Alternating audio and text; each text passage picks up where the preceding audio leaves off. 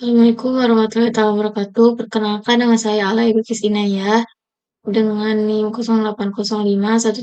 0805-138-2429-108 dari kelas L2.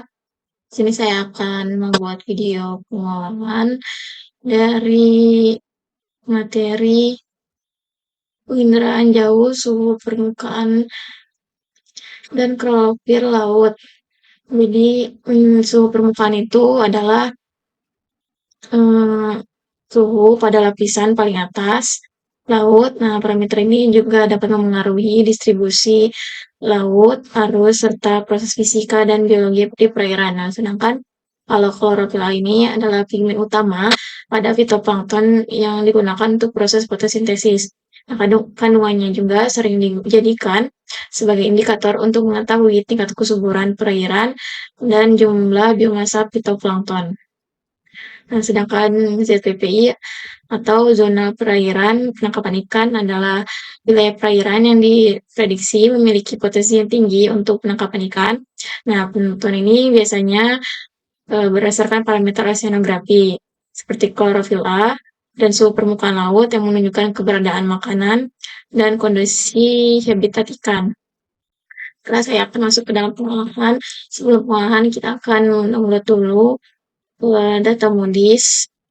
Itu masuk dalam website Vault Ocean, Eco 3 dan 4.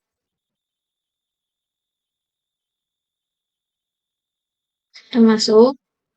Kalau kita sebelumnya itu login dulu. Lalu saya akan membuat tahun 2025, itu bulan November. Sorry.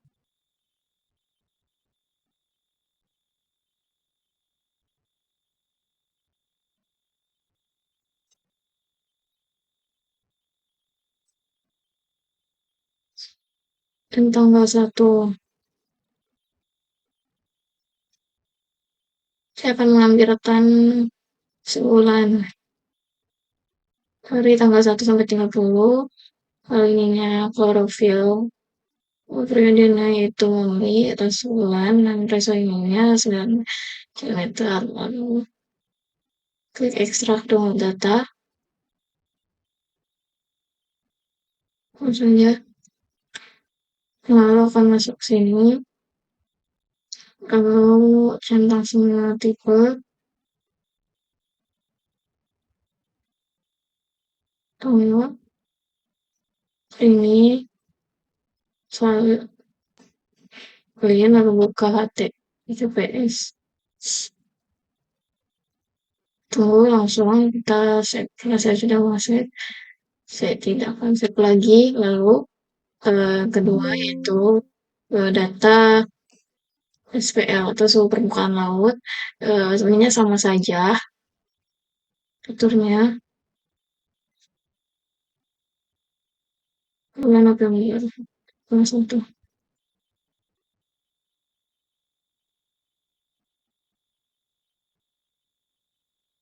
Nah, ini ke SST atau surface temperature.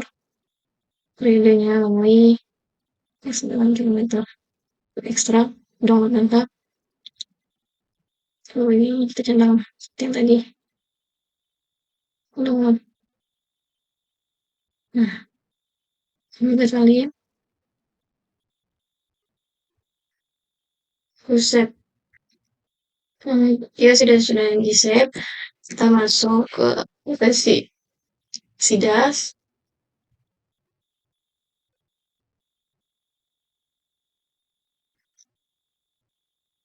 Ini kalau open produk, kalau masukkan hasil yang sudah di-download tadi.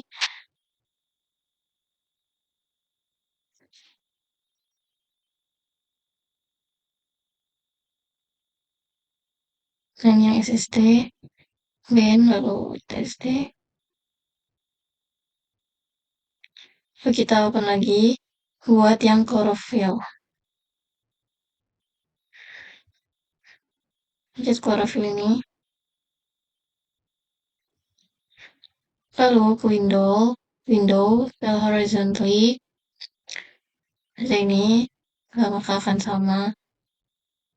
Oh iya, untuk eh, mengubah kursornya jadi kalau digeser itu sama itu pencet ini.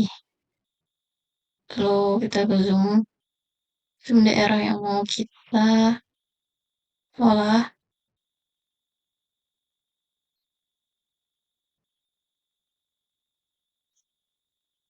Di karena daerah kajian saya di Nusa Tenggara Timur, lalu saya pencet ke rectangle, kita rectangle saja.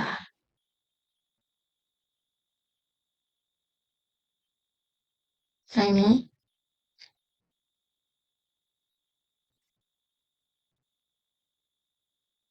lalu sudahnya ke cluster, subset, oke. Habis itu kanan, transform pixel, lalu pilih geometri. Ini untuk SSD ya, oke. Centang semua, lalu write to file, buat SD.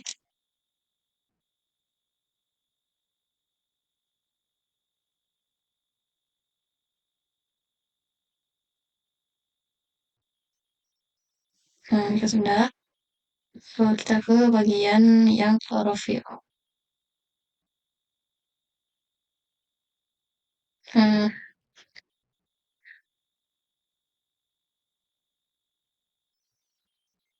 ya pencet ini saja. Nah, menggunakan pencet ini lalu kita tahu nih di sama rectangle-nya di sini. Nah, sudah kita ke raster tadi, lalu subset, lalu oke. Lalu klik kanan. Nah, jika tidak ada, kita ke subset, kita ke output subset ini, klik kanan. Ini jalan. Nah, jadi kan ada kan transformer pixel, lalu centang semua, lalu file, wajah, dua. Oke, jika sudah kita masuk ke Excel.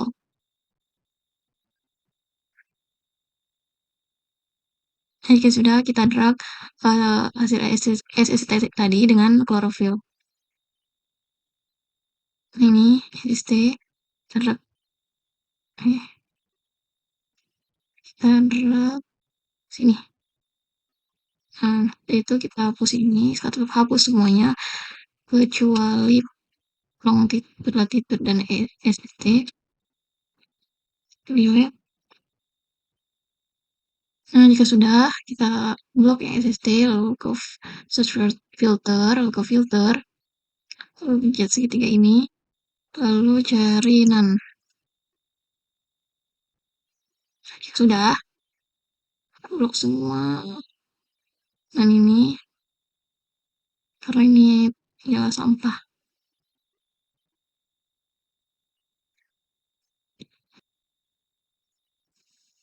Hapus delete RAM. Delete, delete lagi, lalu select all, lalu oke. Nah, sudah seperti ini. Nah, jika sudah seperti ini, kita save aja dalam bentuk txt. SST2 di drive ini masih. Nah, yang kedua itu sama chlorophyll sama seperti yang SST tadi. Dengan cara di drag terlebih dahulu. Yang chlorophyll 2 ini.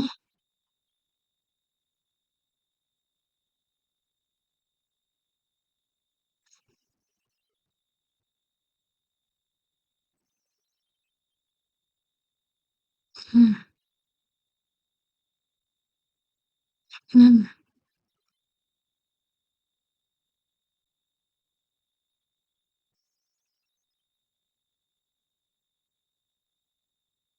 oh, oke. Kita save lagi. Ya.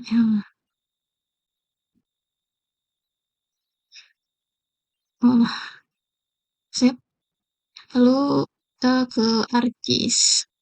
Kita masuk ke ArcGIS, lalu kita ke e-data, exe data, MCL, ininya chlorophyll A, UGS 1984, oke. Nah, sini di NTT, lalu yang chlorophyll, lalu yang SST, ininya SST, oke. Nah, seperti ini. Lalu kita buat lalu kita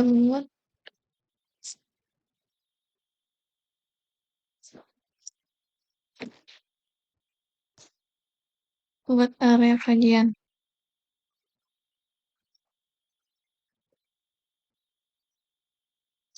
Polygon dengan 4.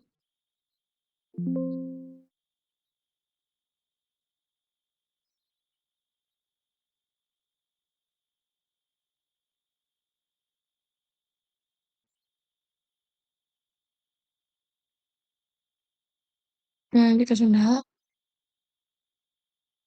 Lalu ke editor, set editing, kajian, oke. Lalu ke ini, buat circle. Lalu kita buat circle di sini.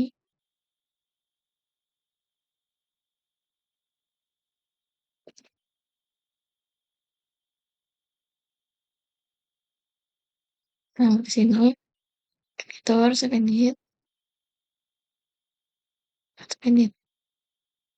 nantikan saja. Seperti ini. Lalu ke search, cari IDW, lalu spesial analisis. Lalu ini masukkan pertama SST dulu. Lalu ini Z-nya SST. Lalu outputnya SST. Saya ke environment dulu, lalu ke proses extend, area kajian. Lalu untuk proses analisisnya dari Max itu buat area kajian. Oke.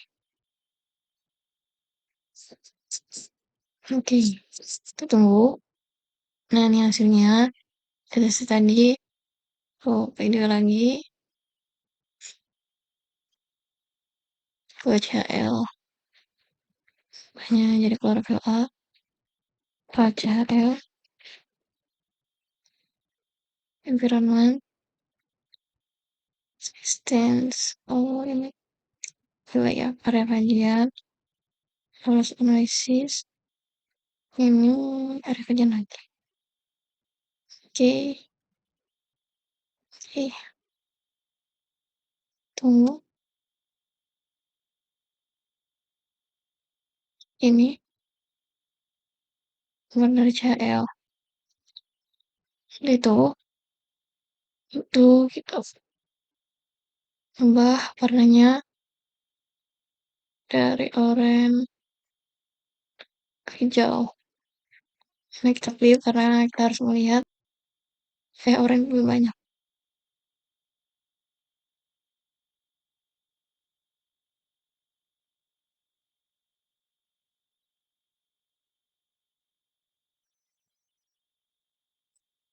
Nah, ini nilainya. Kemudian ke CL.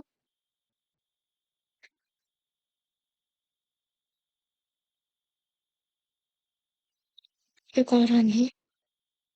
Oke.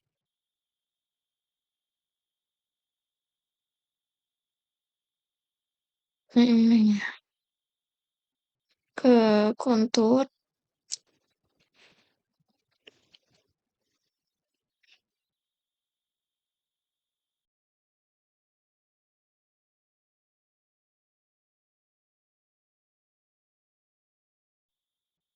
Buat CL.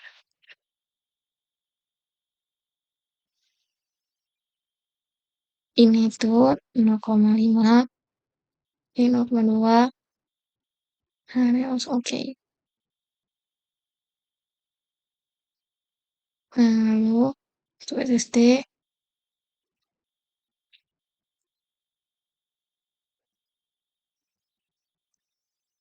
Ini 25.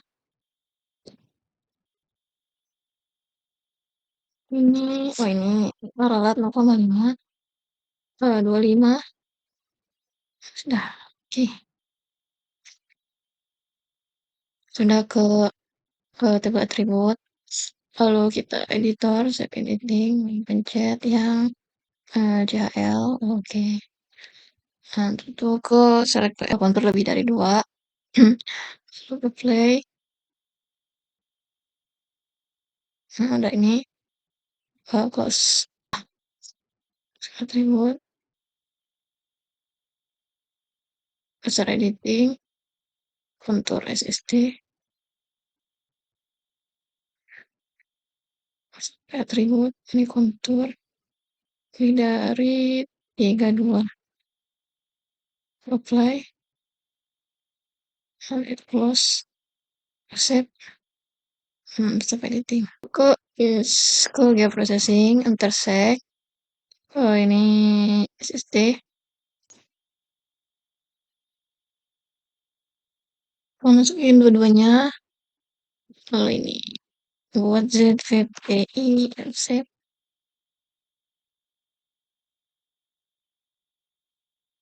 ini grill ini, nya poin.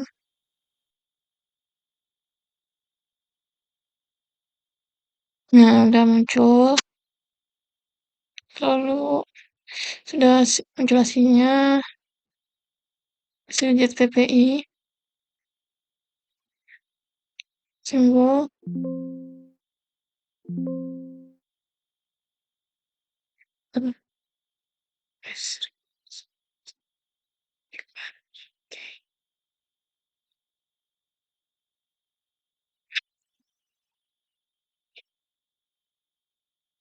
jadi, nah ini hasil dari ZPPI, lalu kita layout. Ini hasil ZPPI-nya, lalu kita layout.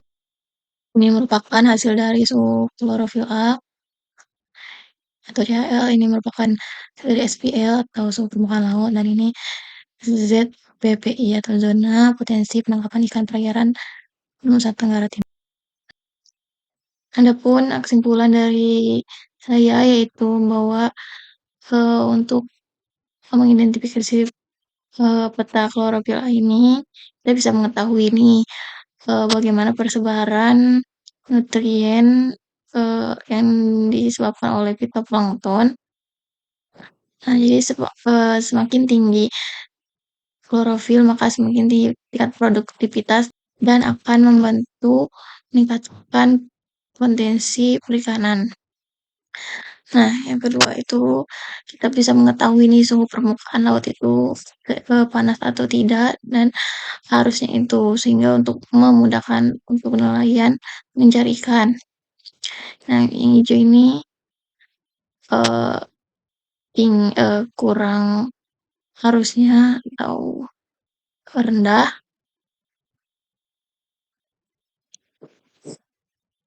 sehingga memudahkan untuk nelayan mencari ikan. Nah, yang terakhir ini zona potensi penangkapan ini berguna juga untuk penelayan mencari ikan, sehingga tahu di mana ikan ikan yang banyak ini ditemukan. Nah, misalnya seperti ini, dan ini banyak ditemukan di sekitar daratan, dan kita mengetahui ikan zonasi ikan ini di mana.